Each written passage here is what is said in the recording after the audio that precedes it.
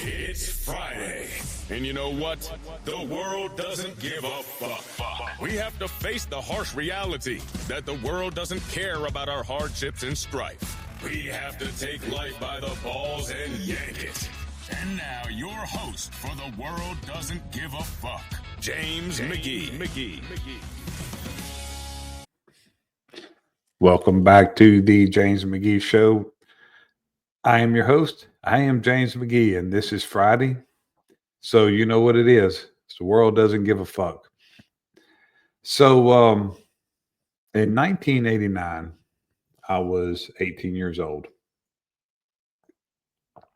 My original life plan was to be a rescue swimmer in the Coast Guard. That's what I decided was going to be my path. At least I knew I wanted to be a cop, but I was going to go into the Coast Guard, become a rescue swimmer. So that was pre-internet days. I had seen a brochure, maybe in a magazine, and there was a recruiter. Where I'm from in Southwest Louisiana, the closest would be Houston, Texas, about 2 hours away. We had recruiters for every other branch, but the Coast Guard is not the most popular branch. So it was. I had to go to Houston, or I didn't go to Houston. I was talked to a recruiter on the phone.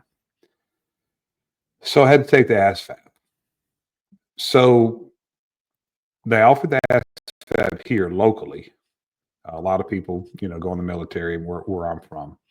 And like I said, we had every, Army, Marines, they had every other one. So he had set me up to take the ASFAB in my hometown. And what he told me was get the numbers from the person that tested. I'm sure it's different now. It's totally different, 30, almost 40 years later. So get the numbers, called him with the numbers, and there was a formula, and he'd tell me what I made on the test. So I did that. Look, academically, I wasn't great. I screwed up a lot in school, but I'm not illiterate. I'm not the brightest guy, but I'm not dumb either. I'm an average guy when it comes to academics. So I called him with it, and he does the formula, and the phone goes silent. And he said, well, you made a 4. Well, I had studied enough of what the minimal scores were to know that is just unbelievable low. I think the minimum to get into the Army is a 30. There's some dumb motherfuckers that get in the Army. No dumb motherfuckers that get in every branch. So a 4 is just, I was like, man, you really are that fucking dumb. Well, I just forgot about it. And I just moved on with my life. Became a cop at 19. So probably 10 years later, I was going through a divorce, and I was looking for something that, man, I just wanted something different in my life. And I came across, and that was internet, early internet days.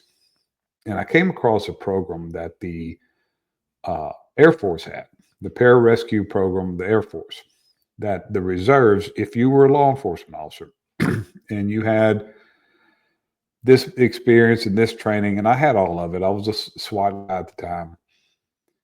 If you had all this, there was a accelerated program to be a pararescue man, and that was really something. Man, I read into it. Man, that's something I'd like to do. So I sent an inquiry in.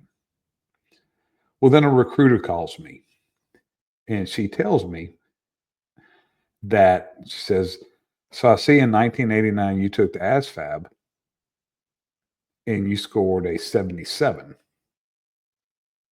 And I said, "Ma'am, but you," she said, "Yeah, you scored a 77." She said, "You won't have to retake it." So 77 isn't is very respectful. That's what that's what I would get. I'm a pretty average academic guy. A 77 is, I think you get over the hundreds, you're pretty much choosing. 77 is pretty good. I could have probably gotten any job that I wanted there. But because a man added wrong, the whole trajectory of my life, I was devastated. I felt like just a complete dummy, a failure. But it turned out to be great. I went on to have an unbelievable career, unbelievable life. I wouldn't have met my first wife and had my son. I wouldn't have met my current wife and had my daughter. I wouldn't have the life that I have, which is a wonderful life. And like I said, had a wonderful career.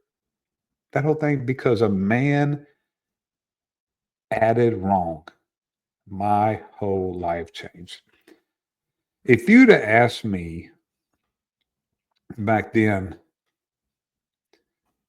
I said if that was a good thing or a bad thing, I said it's terrible. So one of the worst things happened in my life.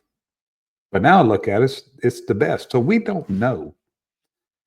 When something really bad happens, is it really a bad thing? Maybe it is, maybe it isn't. Now, okay, on the flip side, when something really good happens, is it really that good? Maybe it is, maybe it isn't. So we can't whine, complain, dwell on things. The world does not give a fuck about our what we think we owe. They don't care. Nobody cares about our heartache. Nobody cares about our strife. We have to move on. We have to take the hand that is dealt us. And if it's something we cannot control, we cannot dwell on it, and we have to move on.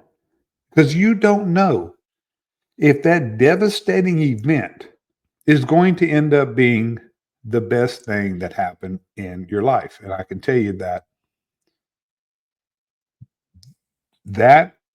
event, however devastating it was to this 18-year-old kid, the 18-year-old James McGee thought it was just terrible. The 54-year-old James McGee is looking at you and telling you it's one of the best things happened in my life. So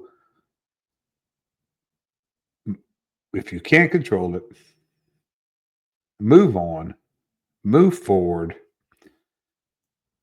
and understand that if something seems really, really terrible, it may not be.